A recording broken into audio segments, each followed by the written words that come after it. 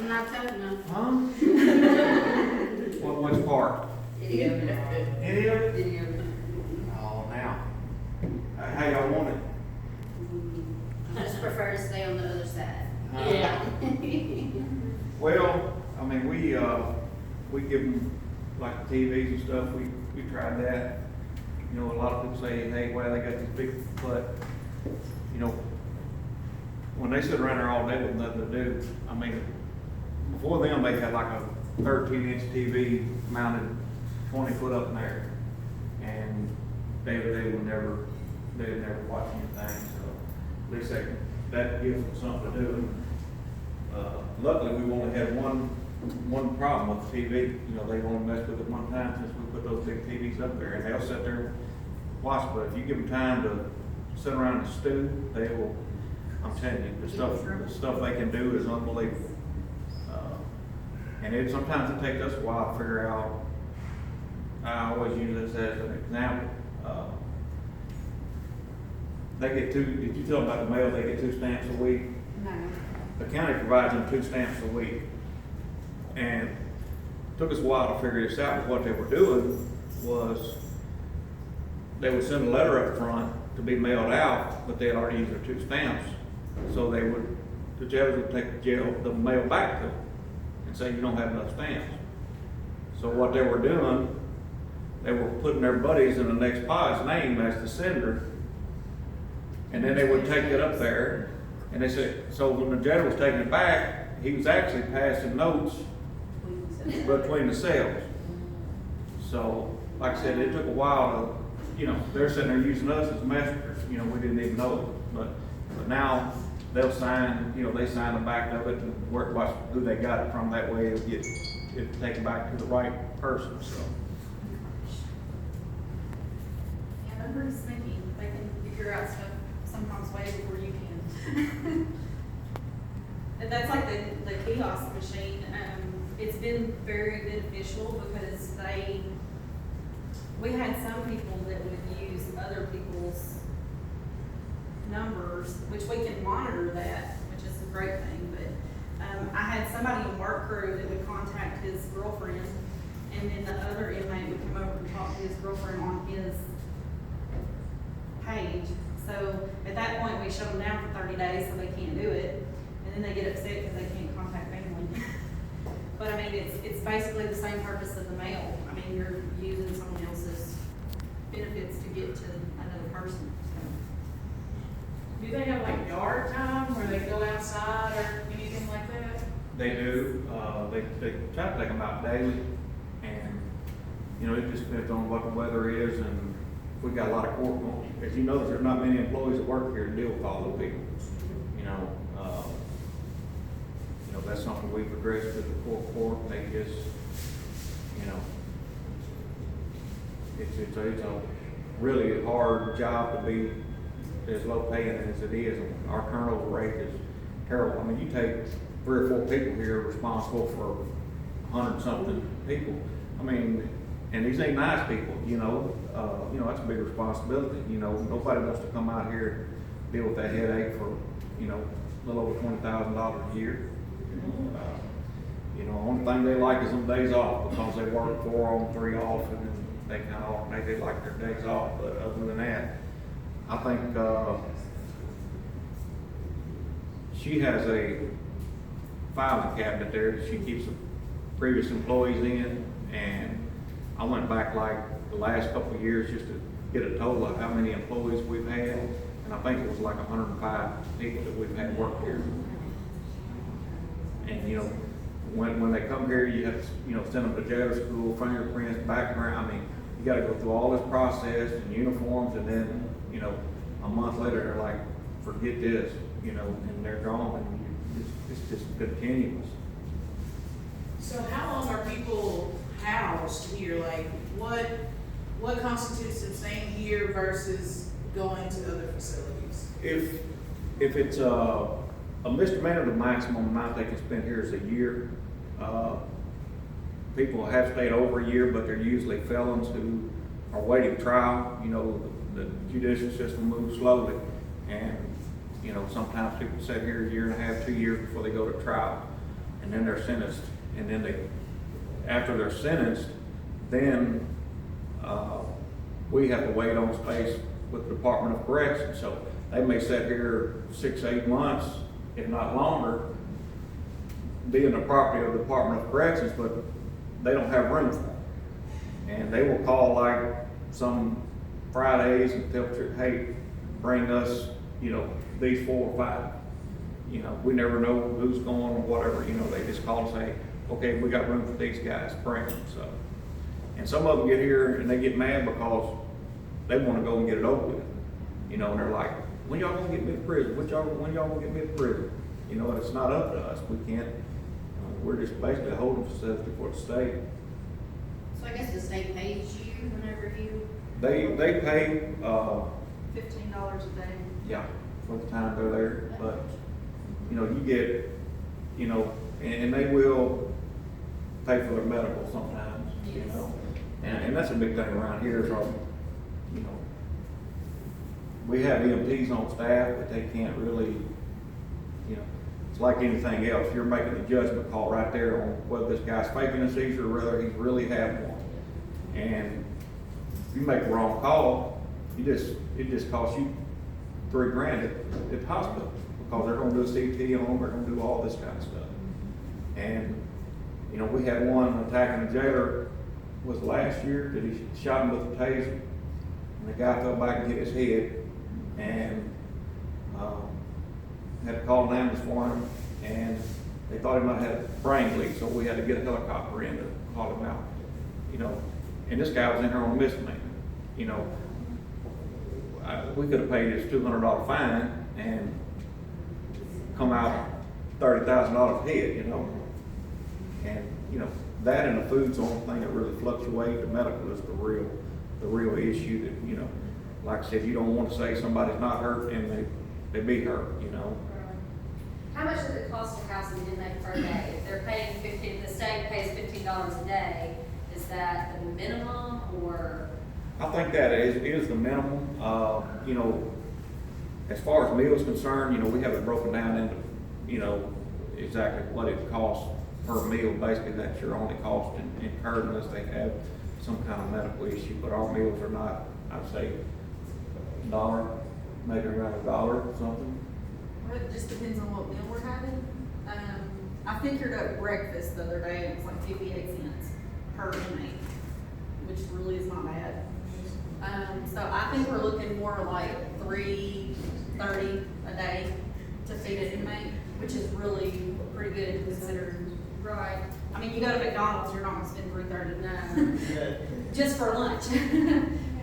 So, for your inmates that come in with addiction issues, because it's prevalent in our county, drug use, do they go to one of those holding cells until they kind of come down, or? Right. We have the whole cells up front, and like I said, if somebody comes in intoxicated or with an addiction, we will monitor them, make sure, and make sure, they're okay before we put them back out in the general population. As far as when they get out there, it's really up to the courts. If somebody's just that bad, we arrested one a year or two ago, and you look at the guy, and the guy looks just as normal. You talk to him, just carry on a conversation. Me and the chief deputy started interviewing him, and he had broke in a hunt camp, nice hunt camp, had a hunt camp shirt on, and the owner comes and he pulls a gun on him. The owner tells him, "Get out of there, it's his place." And this guy legitimately thinks that was his, and he was just as serious, telling us, "No, I bought that property." And we're like, I've never seen nothing like it. And so first thing we do, we call the prosecutor, because we know he's going to court the next morning. We're like, "Hey, you might as well go ahead and set this guy up for something, because he's something wrong with it." Can you talk a little bit about your funding, how you do your budget and how you pay for the facility that you have? I know it's never enough money, but. The funding comes from the half-cent sales tax that was passed back in, I guess it was passed back in '04 or '94, '95, around in that time period. And it was on the ballot for a half-cent sales tax, which was continuous. and it was for to build, maintain, and operation of the jail. So that sales tax pretty much funds everything here, and the juvenile center. You know, depending on, you know, the population or medical, I mean, sometimes we're right there borderline, you know, where it's even, but as far as, you know, county budget wise, I mean, we're really not hardly ever dip into the county money. We're usually funded solely by that half-cent sales tax. You know, and that's, you know, a lot of counties pass sales tax to go into the jail and all that stuff, but they don't have it, you know, for say 5 years, you know, and then after 5 years there they are, you know, they can't move forward, so. So our sales tax helps with your ongoing operating costs. It pays for pretty much all of it, it does. I mean, every now and then, like I said, we'll come close, you know, to going over budget just a little bit. It may have to come out of county general, but like I said, the sales tax is, you know, and even on the sheriff's office side, you know, we get money for serving papers and, the inmates using the phone systems and stuff, and, you know, that's what we use to buy our equipment with. I mean, our equipment budget on the sheriff's office side is like $1,500. So that's what, one taser and a half a vest. You know, if it wasn't for, you know, the communications fund, what we call it, the sheriff's operations communications fund, we've been in world of trouble. I mean, cause, you know, my main thing, these guys will be safe. They will have what they need. I mean, I don't care how we do it. They're getting the vest. You know, we all got helmets, you know, rifles. I mean, they're gonna be safe, top priority. Now, we may be skimping on blue lights, but hey, you gotta have a helmet on. So the county sheriff's side, their funding comes from county Yes, money, correct? Yes. It's separate. yes, it's totally separate thing. You know, a lot of jails, like in Pulaski County and such, you know, those are real deputies. You know, the people who work there are deputies. They may be hired on as a full-time deputy, but they're assigned to the jail for maybe a year or two before they can go to the streets. But here, they're just actually basically corrections officers is what that is. Can you talk a little bit about the sheriff's side, how many officers you have, and then a little bit about? We have 11, including myself right now, which it's a big county, you know, and you know, some of these guys that come over from the city, they'll realize real quick you'll talk to people different when you're out here by yourself than you will when you got neighbors and other officers right there. They seem to change their attitude a little bit when they come. But luckily back in 2017 when I became sheriff, I pushed for an investigator. A lot of people never even knew, we never had an investigator. I mean, we had slots for 10 deputies, they all made the same, and a chief deputy. And I pushed for an investigator position, and Court gave us that, and we want to have an investigator for 2 years, and that's all he does. I mean, I don't want him, he's not to be answering calls, he's not to be monitoring fields, he's not to be, you know, nothing except investigating. That's what I want him to do. And he got the first county provided vehicle too. So, you know, I don't want him to go broke. You know, if I tell him I need to run a little rock and talk to this guy or go here or there, you know, because as a deputy, you know, we get $1,100 a month for a mileage check. And that's capped. So if you drive too far, you know, that's money coming out of your pocket. So if I tell a deputy now, say, hey, run up a Fayetteville, pick this guy up, he's thinking, that's gonna cost me $100 to go up here and get this guy.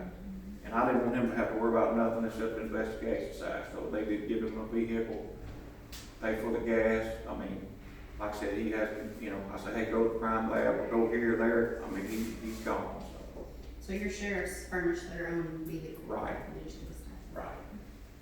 Are the deputy sheriff positions, are they full-time positions, or are they just, most of them work somewhere else too, or? They're all full-time positions. all of them are full-time, we don't get paid enough, so most of them have a different job, another second job. But, yeah, they're all full-time, and we have, I think the last count, our capacity on auxiliary, which is technically a part-time that don't get paid, but we do utilize them. Our capacity is at 28, but, I think we're down to like 23 right now. We're looking at having a class and getting some more, you know, a lot of those older guys, like Ed Vale, Larry Williams, Leon Fleming, all those guys are passing away, you know, have passed away, and, So what, if you're an auxiliary officer, are you like paid if you do come to help with something, or is it all just a volunteer basis? it's all just a volunteer basis. Now, we try not to ask them too much, you know, but there is times we say, hey, can you come in and work? Now, we'll let them use one of our vehicles, you know, so they won't be out there gas. And I actually talked to the court about having you know, we've had a couple people turn over, we've been running shorthanded.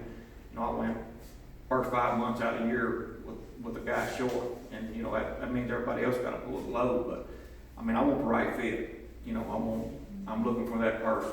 And, you know, as soon as we get him hired, then, you know, Steve Bobo leaves and goes to DeWitt, you know, so then we're right back where we started from. And, you know, I had talked to them about,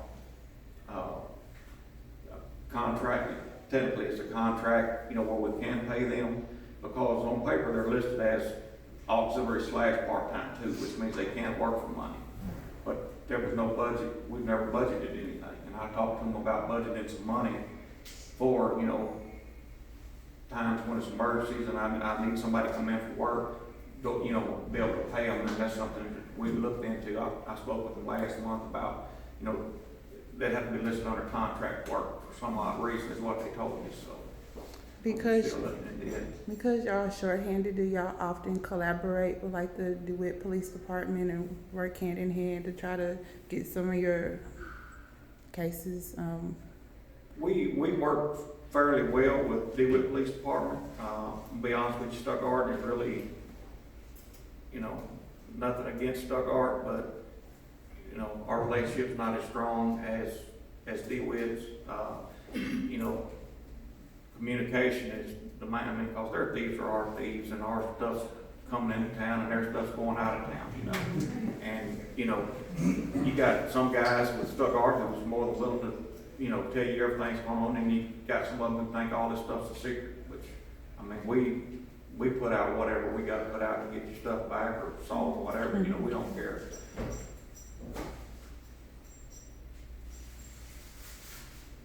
Can you talk, people always talk about crime in the county, crime in the cities. Can you talk a little bit about your statistics on, over the past few years, what you see the most of? Crimes you've solved, all that kind of stuff. Now, we had, since we've had an investigator, I mean, it's unbelievable, the difference that it makes when you got one person that's dedicated to doing that. I mean, Tommy Trussell was the last technical investigator, but, I mean, you know, you got a burglary, and he's working a burglary, and then one of the farmers comes and had to burn the field off at 1 o'clock, or I got a wreck out here I mean, he had to leave from there and go tend to that business. But now this guy, that's all he does is sit there. So, I mean, honestly, I'd say we've probably recovered, of all the property that's been stolen, guessing, I'd probably feel safe about saying 75% of it has been recovered. And I'm talking hundreds of thousands of dollars has recovered. But, you know, those statistics are correct, but they're not, kind of, because when you take Humphrey, for instance, I mean, those guys don't work cases. You know, they'll tell you we don't work cases. Mm-hmm. So, in the morning time, if a truck gets stolen from Humphrey and they try to call Humphrey PD, those guys won't come out. And of course, it's not really our job, but you still are citizens of Arkansas County, so we're going down there to take care of you. So when your truck's stolen, you have to do the paperwork, put it in as a stolen truck, so a report has to be generated on it. And see, then it looks like, that makes our statistics off, and that makes Humphreys look like it's good. You follow me where I'm coming from? So what are you guys' job duties? Well, our job duties. I mean, as far as, like you said, that's not your job, but as a citizen, you will go out and help. So what do y'all do? What are y'all listed to do, basically, you know? I mean, we're actually, officers of the court, Right. the circuit court, so we get a lot of civil papers, a lot of documents, half the day, those guys, especially in Stuttgart, those guys are running around there, Lennox, and here and there serving papers, which is taken away from them actually being able to go out and do something. They know my focus on it is, number one is the drugs, and number two is the thefts, which is, that's hand in hand. I mean, our drug arrests probably went up 8 or 9%, especially with these new young guys I got. I mean, they're go-getters. I mean, I got one now. I mean, I don't know how he does it. I mean, it's every night. He probably one of the best I've ever seen. Even the prosecutor's office is like, man, because when he turns case in, then they go to work, and he's wearing them out. So, but and another thing about us, as far as the sheriff's office, I mean, when something happens, I mean, we're all coming out. It's not like you got 2 people on call, if they call and say, hey, we got somebody lost, I mean, every one of us is getting up, we're going, if something goes on, we're all going. It ain't gonna be just 1 or 2 of us, so. So when you said like the Humphrey police say they don't do that, what do they do? Like, I don't know. right?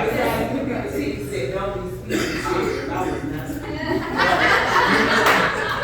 I'm not trying to, I gotta work with everybody, and I'm more than willing to work with everybody, but I'm not gonna be, I don't like doing people's job for them when they're getting paid to do it. And I understand they're shorthanded, and, 2 people, you can't work 24/7, but any law enforcement officer has went through the police academy, knows the basics of fingerprinting and interviewing, and, they know all this general stuff, but they'll say, we don't have an investigator. They, and I hate to talk about St. Charles, but, that's money generated. I mean, that is, all that is generating money. I mean, we're in it to help people. I mean, that's our side of it. We want to help people get your property back, get these drug dealers off the street, these bad people, give you a better neighborhood. These deputies, I tell them, unless they're doing 75 or 80 miles an hour, it's not, and I'm not saying that's illegal. I mean, What's your priority? but, You have certain priorities. we don't work much traffic. I mean, if somebody calls and says, hey, they've been speeding up and down Scott Line Level Road, then we'll go out there and sit in front of radar, issue a couple of warnings to slow them down, and then we'll go about our business. We don't just go run up and down the highways. Now, the guys at night may do that, just looking for narcotics or whatever, just trying to make some contacts. But as far as writing tickets, I mean, unless you're just terrible, if you're doing 100 and acting a fool, yeah, well, you probably gonna get a ticket. But is there no one, like, you can't say, is there no one you can go to and say, this town's police department is not pulling their weight? Like, there's nobody you can, because if it was them and it was the sheriff, they would come to you and say, listen, we need some help, but. After that, I mean, we answer calls in Humphrey daily. I mean, every day. They're, and that's, 15, 20 minutes away from Stuttgart. And, I mean, they're back. So like a commissioner, there's nobody who goes. I tried to call Mayor Hatch and left a message for him to call me back over the stolen truck thing, and, I mean, I didn't, I didn't get anywhere. We never had spoke with him. Are your deputies, when county, or but they have certain areas that's kind of more Their their area, or do you just kind of send them, you know, when somebody maybe live in Stuttgart but go down to Tishner every day, you know, or? Like Well- on the corners, you know, Trey, he does Stuttgart and Stewart. Is it Stewart? It is Stewart over at 6. They do here. It's in And he's actually like the nominated or voted in corner, but Trey and then they do Stuttgart. That way you're not. Go back and forth. Yes. Since it is such a large county. Yeah. I really don't, you know, if we get an area where there's been problems, I mean, they pretty much got free run, you know, up on them out. If the thefts are down, you know, they're out here looking for drugs, or they're checking these farm shops out, you know, there's creek around out here on gravel roads, you know, but, you know, last year and part of this year, I mean, the southwest end of the county, I mean, it was like every night, I mean, and it got to the point where it was embarrassing. And most of the time, we have, you know, our ideas of who, you know, probably this one, but this one here was just, nobody could figure it out. And it happened to be a guy who was staying in a hunt club down here, that had been staying there for years, a couple of years, nobody knew about, except a few people that was down there.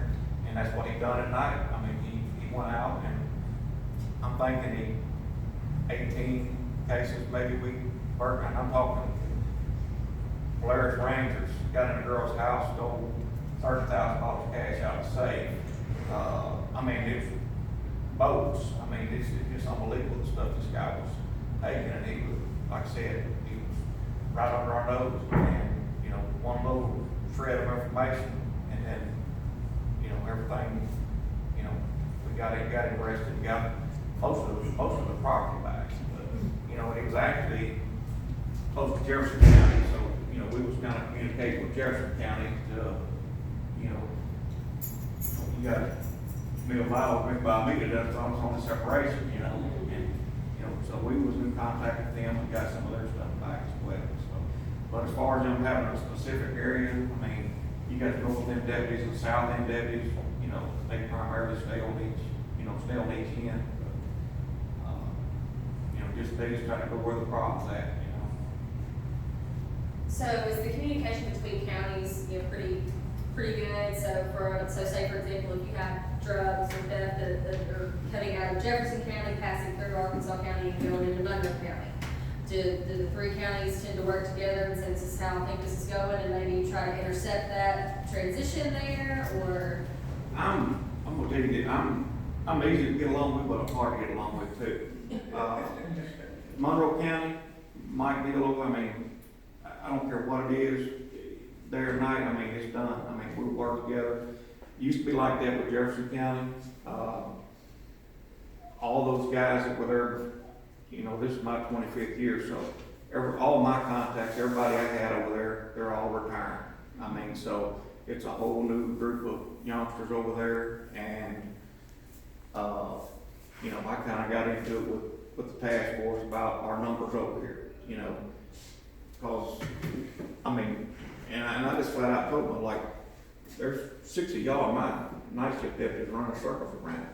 You know, there's no, you know, and of course they got offended that I was telling them they wasn't working, you know, but hey, at the end of the month, when I read them reports, that, you know, the numbers don't lie, you know.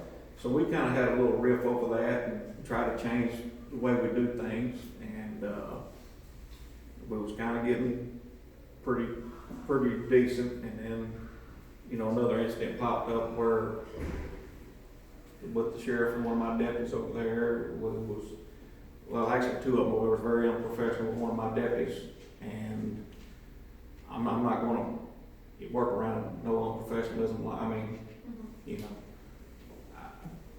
that may be in the paper. So anyway, I won't say much more about it. Stay tuned. So are drugs and theft your top calls? The drugs are for sure.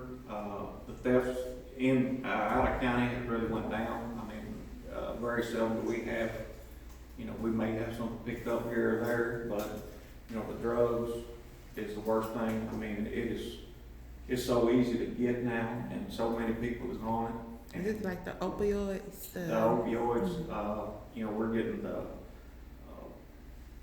heroin, you know, the heroin's coming, you know, and that's body bags there, that's not rotten teeth, that's body bags, the heroin is. And, it's making its way down here, and this marijuana that's, you know, Laced. the thing about it, we, you know, there's so much stuff out there now, like the fentanyl and all that, you know, we don't even know what we're dealing with half the time. You know, they're so, you know, like, you know, we done a search warrant in Stuttgart 2 weeks ago. I mean, there's a bag of green marijuana sitting here, and then there's a bag sitting here that's got oil, like some kind of oil Laced. dripping off of it, and we're like, and it just had the funniest smell, and I mean, we don't know what it is. We know it's laced with something, so, I mean, we got to send it to the crime lab and see what it is, and that's, you know, you never know what you get around here. But, like I said, the ice and stuff, I mean, it's so easy to get now, and, you know, even the broke addict can make it themselves. I mean, you know, they got what they call shake and bake. They just put the chemicals in a bottle and shake it up. And we actually was looking for somebody a couple months ago, and was driving around the field road, and a guy was standing. We pulled from here, this guy in a red jacket behind him, and he never saw us, and he was sitting there with a Mountain Dew bottle, shaking it up, and he turned around, I mean, out in the middle of nowhere, and he turned around and looked like he seen a ghost. And he sets it down on the bumper, and we get out, and, you know, the thing starts fuming, and he was like, somebody better burp that off or it's fixing to blow up. And I'm like, I mean, I don't know what to put in there. So are they like huffing what's coming out of it or They drinking it?